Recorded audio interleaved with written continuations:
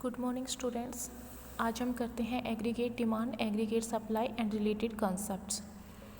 हमने अभी तक अपने नोट्स में देखा था, अभी हम बुक में देखते हैं कि बुक में क्या लिखा है। सबसे पहले है concept of aggregate demand. Aggregate demand को किससे शो कर रखा है? एडी से। एग्रीगेट डिमांड हमने क्या पढ़ा था? हमने नोट्स में पढ़ा था कि एग्रीगेट डिमांड क्या होता है। एक अकाउंटिंग ईयर में जितना हमने एक्चुअल में खर्चा किया है या जितना हम खर्चा करने की सोच रहे हैं गुड्स या प्लानिंग को परचेज़ करने पर, मतलब जितना भी खर्चा हमने किया या करने के लिए सोच रहे हैं, जो हम प्लान करके बैठे हैं गुड्स और सर्विसेज को परचेज़ करने पर, वो होती है हमारी एग्रीगेट डिमांड। अब एग्रीगेट डिमांड में इसमें क्या क्या पॉइंट निकल के आए? एक तो हमने एक पर्टिकुलर गुड्स की बात नहीं कर रहे, मार्केट में जितने भी गुड्स और सर्विसेज हैं उन सब पर जितना हमने खर्चा किया वो होगा हमारा एग्रीगेट डिमांड। एक और बात क्या निकल कर आई है कि इसमें हम किसी फिज़िकल क्वांटिटी की बात नहीं कर रहे कि कितने यूनिट्स खरीदी हम, बल्कि ये बात करते हैं कि हमने यूनिट्स खरीदने पर कितना खर्चा कर दिया, टोटल हमने कितना खर्चा किया कुछ भी चीज़ें खरीदने पर, ना कि एक पर्टिकुलर चीज़ की बात करते हैं। एक अकाउंटिंग पीरियड में देखते हैं, अकाउंटिंग पीरियड में मेजर करते हैं। एक पॉइंट हमारा था कि जनरल लेवल प्राइस और income level, general level price और इनकम लेवल, ये दो मेथड होते हैं हमारे एग्रीगेट डिमांड को मेजर करने के। लेकिन जो आपके 12th का सिलेबस है उसमें जनरल लेवल प्राइस का कोई भी टॉपिक नहीं है, हम सिर्फ स्टडी करेंगे इनकम लेवल की। अभी बुक में देखते हैं, बुक में क्या लिखा है। फर्स्ट पॉइंट देखिएगा, aggregate demand does not refers to the demand for any particular goods.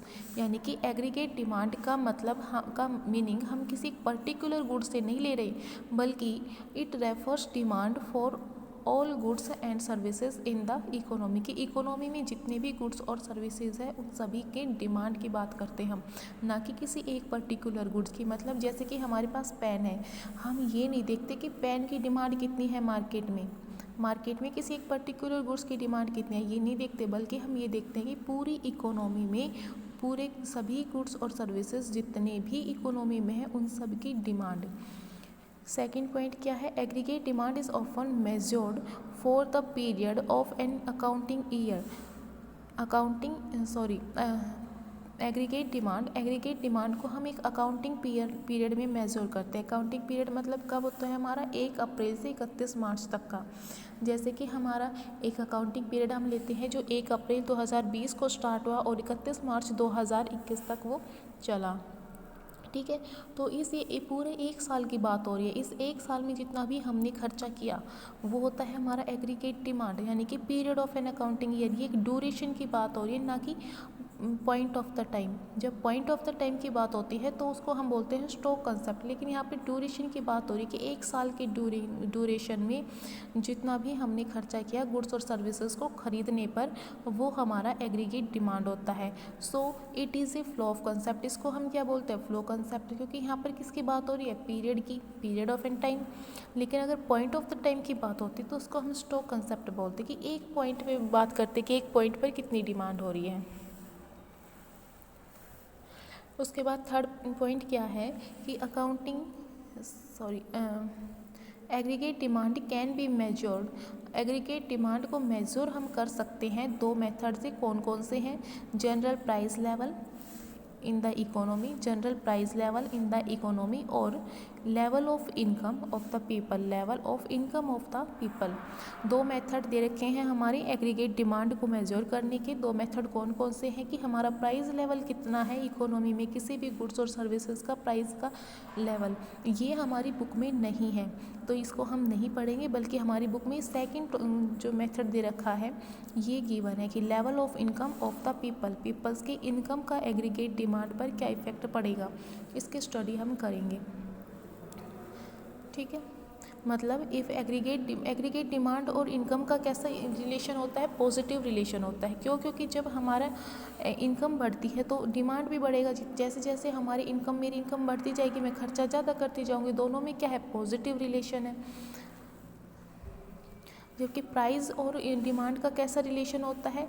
General price level और एग्रीगेट डिमांड का नेगेटिव रिलेशन होता है, क्योंकि किसी भी गुड्स की अगर प्राइस बढ़ते हैं तो उसकी डिमांड कम होती है। किसी भी गुड्स के अगर प्राइस बढ़ते हैं तो उसकी डिमांड कम होती है, जैसे जैसे प्राइस बढ़ते जाएंगे डिमांड कम होती जाएगी। मीन्स दोनों में नेगेटिव रिलेशन है, जैसा कि हम थ्योरी ऑफ डिमांड में पढ़ते हैं माइक्रो इकोनॉमिक्स में। अभी हमारे पास आता है level of income. Level of income का एग्रीगेट डिमांड पर क्या इफेक्ट पड़ता है। लोग पीपल्स की जैसे जैसे इनकम बढ़ती जाती है वो खर्चा ज़्यादा करेंगे, उनकी डिमांड बढ़ती जाएगी।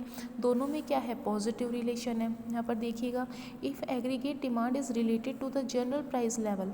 जब हम इनका रिलेशन देखते हैं एग्रीगेट डिमांड और जनरल प्राइस लेवल का, वी सेल फाइंड, हम देखते हैं कि नेगेटिव रिलेशनशिप बिटवीन, दोनों में नेगेटिव रिलेशन है। किन दोनों में, प्राइस लेवल में और एग्रीगेट डिमांड में, कि प्राइस और एग्रीगेट डिमांड का नेगेटिव रिलेशन होता है। सो दैट, इसलिए aggregate demand curve slope downward, ये कैसा होता है, डाउनवर्ड जाता है। एग्रीगेट डिमांड का जो कर्व होता है डाउनवर्ड जाता है। ऑन द अदर हैंड, इधर आइएगा, ऑन द अदर हैंड, दूसरी ओर अगर हम एग्रीगेट डिमांड और इनकम लेवल का रिलेशन देखें तो दोनों में पॉजिटिव रिलेशन होता है। क्यों, क्योंकि अगर इनकम बढ़ेगी तो डिमांड हमारी बढ़ेगी, दोनों में क्या है, पॉजिटिव रिलेशन। इसलिए एग्रीगेट डिमांड का जो कर्व होता है वो अपवर्ड होता है। नेगेटिव रिलेशन होता है तो डाउनवर्ड कर्व जाता है, पॉजिटिव रिलेशन होता है तो अपवर्ड जाता है। प्राइस और डिमांड का नेगेटिव रिलेशन है, इसलिए इनका जो डिमांड कर्व है वो नेगेटिव जाता है, डाउनवर्ड जाता है। एग्रीगेट डिमांड और इनकम का पॉजिटिव रिलेशन होता है, इसलिए एग्रीगेट डिमांड कर्व हमारा अपवर्ड जाता है। फोर्थ पॉइंट क्या है कि एग्रीगेट एट द +2 लेवल, +2 के लेवल में हम पढ़ते हैं कि aggregate demand only with relation, aggregate demand का रिलेशन सिर्फ हम इनकम के लेवल पर पढ़ते हैं। इनकम के लेवल पर अगर हमारी इनकम, एग्रीगेट डिमांड बढ़ेगी, क्यों बढ़ेगी, क्योंकि हमारी इनकम बढ़ रही है, इनकम बढ़ने से एग्रीगेट डिमांड बढ़ेगी। बस सिर्फ लेवल ऑफ इनकम की स्टडी ही हम इसमें करते हैं, प्राइस लेवल मेथड की स्टडी नहीं करते। आगे देखिएगा, आगे क्या है,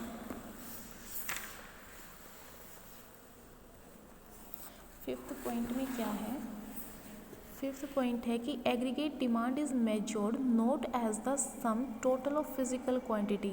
एग्रीगेट डिमांड को हम टोटल फिजिकल क्वांटिटी में मेजर नहीं करते कि हमने कितनी यूनिट्स खरीदी, किसी भी चीज़ की कितनी क्वांटिटी खरीदी है, of goods and demand in the economy, की इकोनॉमी में कितनी डिमांड हो रही है किसी भी चीज़ की।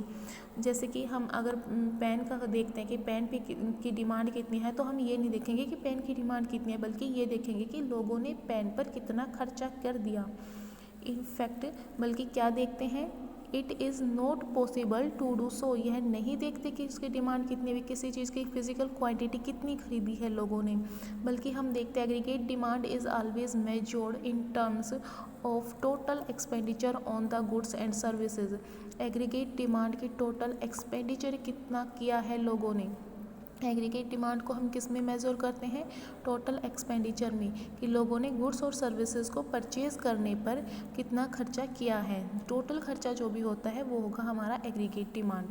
सिक्स्थ पॉइंट क्या है, aggregate demand is always express, हमने पढ़ा था कि एग्रीगेट डिमांड में हम सिर्फ एक्चुअल खर्चे को नहीं लेते कि जितना हमने कर दिया, बल्कि हम जो प्लान करके बैठे हैं या जो हमारी इच्छा है वो भी इंक्लूड करते हैं। जैसे एक साल में मैंने मान लो कि मार्च से जुलाई तक जितना एक्चुअल में खर्चा किया वो लेंगे, बाद का खर्चा करने की प्लानिंग भी कर रखी है मैंने कि 31 मार्च तक मैं कितना खर्चा कर दूँगी, या जो मेरी भी इच्छा है कितना खर्चा करने की, तो वो सब इसमें लेते हैं।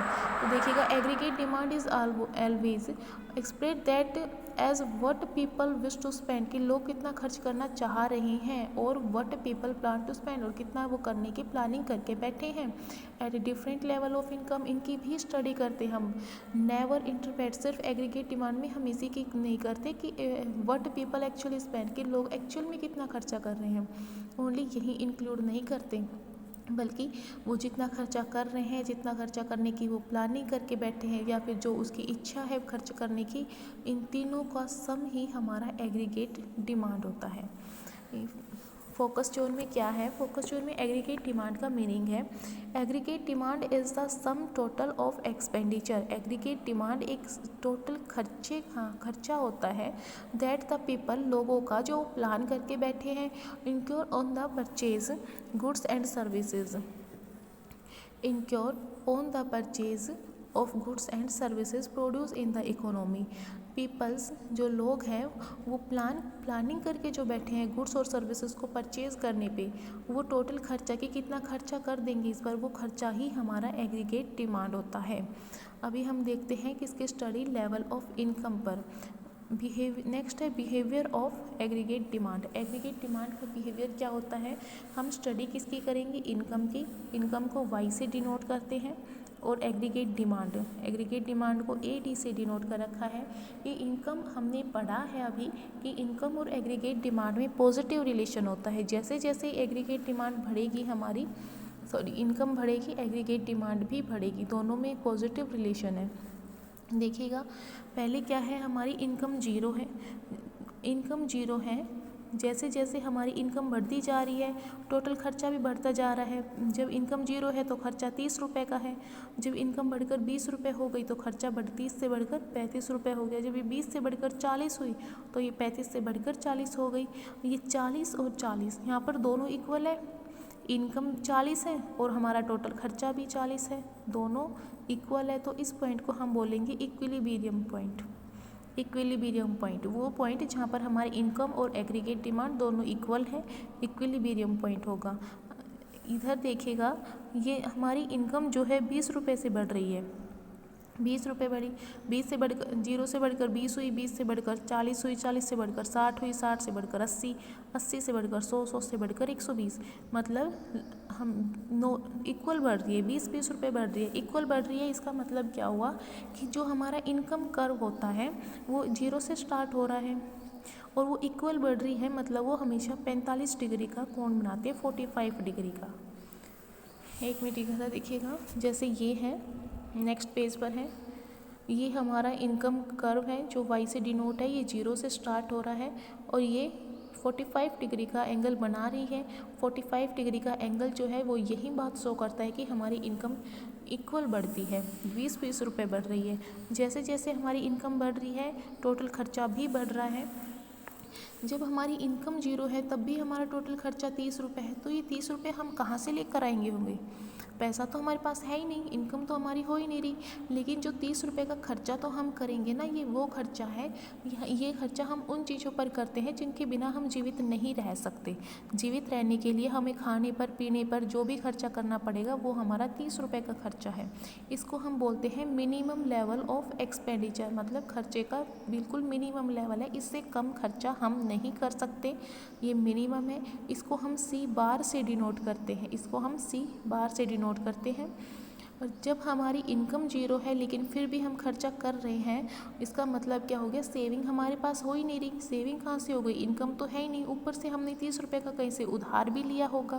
तो 30, इसका मतलब जब हमने यहाँ पे उधार ले रखा है तो यहाँ पर हमारी सेविंग नेगेटिव में जाएगी, सेविंग नेगेटिव के 30 रुपये होगी। अब ये देखिएगा एक पॉइंट इधर ये कहता है कि जैसे जैसे हमारी इनकम बढ़ रही है डिमांड बढ़ रही है, लेकिन जब जिस पॉइंट पर ये इक्वल हो जाती है ना, इनकम और एग्रीगेट डिमांड दोनों इक्वल है, इक्वल होने के बाद हम सेविंग करना स्टार्ट कर देते हैं। एक पॉइंट आता है जहाँ पर हमारी जितनी भी इनकम हुई हमने पूरा खर्च कर दिया, वो हमारा इक्विलिब्रियम पॉइंट हो गया। लेकिन इसके बाद हम सेविंग करना स्टार्ट करेंगे। देखिएगा जब हमारी इनकम 60 रुपये है तब हमारा खर्चा 45 रुपये है। हमारी इनकम बढ़ गई, मान लो इनकम बढ़ करके 100 रुपये हो गई, इनकम कितनी बढ़ी है, 40 रुपये बढ़ी है टोटल, क्योंकि 60 रुपये थी पहले, 60 से बढ़कर 100 हो गई, टोटल कितनी बढ़ी 40 रुपये। लेकिन खर्चा कितना था पहले, 60 पर खर्चा था 45 रुपये और 100 पर कितना है 55 रुपये, कितना बढ़ा 10 रुपये। मतलब जब हमारी इनकम तो 40 रुपये बढ़ी है लेकिन खर्चा ओनली 10 रुपये बढ़ा है। इनकम 60 से बढ़कर 100 हो गई, 40 रुपये बढ़ गई, लेकिन टोटल खर्चा 45 से बढ़कर 55 हो गया, सिर्फ 10 रुपये खर्चा बढ़ा है। मतलब 40 में से 10 रुपये हमने खर्च कर दिए, 30 रुपये क्या किए होंगे, सेविंग किए होंगे। मतलब मीन्स इक्विलिब्रियम पॉइंट आने के बाद हम सेविंग करना स्टार्ट कर देते हैं। ठीक है, अभी पॉइंट में देखते हैं क्या लिखे हैं। There are always a minimum level of expenditure, जब हमारा एक्सपेंडिचर का जो मिनिमम लेवल होता है इन द इकोनॉमी वैन, ये कब होता है, जब हमारी इनकम 0 होती है। मिनिमम लेवल कितना है 30 रुपये, और 30 रुपये पर इनकम कितनी है हमारी 0, उस पॉइंट पर एग्रीगेट डिमांड कितनी है 30 रुपये। इनकम कितनी है 0 और एग्रीगेट डिमांड कितनी है 30 रुपये। मतलब ये 30 रुपये क्या है मिनिमम लेवल ऑफ एक्सपेंडिचर। ये खर्चा हम क्यों करते हैं, हमारे पास इनकम ही नहीं है, लेकिन ये खर्चा भी करना भी ज़रूरी है क्योंकि द रीज़न इज़ सिंपल। इसका सिंपल सा रीज़न है you must incur some expenditure to buy goods for your survival, कि तुम लोग या हम लोग जिंदा रहने के लिए, सर्वाइवल जीवित रहने के लिए कुछ खर्चा करते हैं। वो खर्चा ही हमारा मिनिमम लेवल ऑफ एक्सपेंडिचर है, जो कि यहाँ पर 30 रुपये है। इवन वैन यू इनकम, जब हमारी इस पॉइंट पर इनकम कितनी है हमारी 0 है, you may do it through borrowing, जब हम पैसा उधार लेते हैं कि इनकम तो 0 है तो हमें 30 रुपये कहीं से उधार लेने पड़ेंगे। इसका मतलब हमारी सेविंग क्या है नेगेटिव है, पैसे तो हमारे पास है नहीं, नेगेटिव में और गई। सेकेंड पॉइंट क्या है, aggregate demand as increase income increase, जैसे जैसे हमारी इनकम बढ़ती है एग्रीगेट डिमांड भी बढ़ता है, मतलब दोनों में क्या है पॉजिटिव रिलेशन है। थर्ड पॉइंट क्या है, थर्ड पॉइंट देखिएगा, थर्ड पॉइंट कहता है कि after a certain level of income reach, एक सर्टेन लेवल के बाद हम इनकम का कुछ पार्ट सेव करना स्टार्ट कर देते हैं। जैसे कि ये लिखा है जब हमारी इनकम 60 रुपये है तो 60 रुपये इनकम पर हमारा खर्चा एग्रीगेट डिमांड 45 रुपये का है। जैसा कि हमने यहाँ देखा था 60 रुपये पर हमारा खर्चा 45 रुपये का है, 100 रुपये पर हमारा खर्चा 55 रुपये का है, 80 रुपये पर हमारा खर्चा 50 रुपये का है। वही चीज़ें यहाँ पर लिखी है कि जब हमारी इनकम 60 रुपये है तो हमने 45 रुपये खर्च किए, जब हमारी इनकम बढ़कर 80 रुपये हो गई तो हमने 50 रुपये खर्च किए। इसका मतलब क्या हुआ कि हमारी इनकम कितनी बढ़ी है, 60 से बढ़कर 80 हो गई, इनकम हमारी 20 रुपये बढ़ी है, लेकिन टोटल खर्चा कितना बढ़ा है हमारा 45 से बढ़कर 50 हो गया, 5 रुपये, मतलब 20 रुपये में से हमने 5 रुपये खर्च कर दिए, बचे कितने 15 रुपये। ये 15 रुपये क्या किए होंगे, ये 15 रुपये हमने कहीं पर सेव कर रखे होंगे। देखिएगा higher level of income people start saving a part of their income, लोग जब इनकम अपने हायर लेवल पर आती है तो उसके बाद लोग सेविंग करना स्टार्ट कर देते हैं। तो ये था हमारा basic concept of aggregate demand का। ये देखिएगा एक मिनट डायग्राम भी गिवन है। एग्रीगेट डिमांड को वाई से डिनोट करते हैं, जो पहले हमारी 0 थी, 0 से स्टार्ट होती है, लेकिन हमारी इनकम 0 हो सकती है लेकिन कंजम्पशन कभी भी 0 नहीं होगा। एक बात और है कि जब हमारी इनकम जितनी भी होती है उसका कुछ पार्ट हमने खर्च कर दिया होगा, जिसको हमने कंज्यूम से सी से डिनोट कर रखा है। जितना भी हमारी इनकम है उसका पार्ट हमने कुछ खर्च कर दिया होगा और कुछ पार्ट हमने अपने पास सेव भी कर रखा होगा फ्यूचर के लिए। जो फ्यूचर के लिए हमने सेव कर रखा होगा, मान के चलते हैं कि हमने उसे कहीं इन्वेस्ट कर दिया होगा, तो जितना भी हमने खर्च किया और जितनी हमारी इन्वेस्टमेंट है, दोनों का सम किसके बराबर होगा, इनकम के बराबर। मान लीजिए मेरे पास 30 रुपये इनकम है, 30 रुपये में से 20 रुपये मैंने खर्च कर दिए, बच गए 10 रुपये मैंने कहीं इन्वेस्ट कर दिए, दोनों क्या है इक्वल है। तो इधर देखिएगा इनकम क्या है हमारी 0 से स्टार्ट हो रखी है, और जो हमारा ये कंसेप्ट है ये शॉर्ट टाइम पीरियड की बात करता है। शॉर्ट टाइम पीरियड में इन्वेस्टमेंट हमारा फिक्स होता है। मान लीजिए इन्वेस्टमेंट मैंने 10 रुपये का कर रखा है, 10 रुपये का इन्वेस्टमेंट कर रखा है जो फिक्स रहेगा शॉर्ट टाइम पीरियड में। 20 रुपये मैंने कंज्यूम किए कहीं पर भी, 20 रुपये क्या किए कहीं पर भी खर्च कर दिए। तो टोटल डिमांड एग्रीगेट डिमांड क्या हो गई हमारी, एग्रीगेट डिमांड हो गई कंजम्पशन प्लस इन्वेस्टमेंट। टोटल खर्चा जितनी हमने खर्च किया प्लस में जो मैंने इन्वेस्टमेंट किया। अब ये पॉइंट क्या है, जिस पॉइंट पर हमारी इनकम और एग्रीगेट डिमांड दोनों इक्वल होती है। ये इक्वल कहाँ थे, जब हमारी इनकम 40 रुपये थी तो 40 के 40 रुपये हमने खर्च कर दिए। 40 एग्रीगेट डिमांड कितनी है 40, इनकम कितनी है 40, मतलब 40 रुपये हमने कमाए और 40 के 40 ही हमने खर्च कर दिए।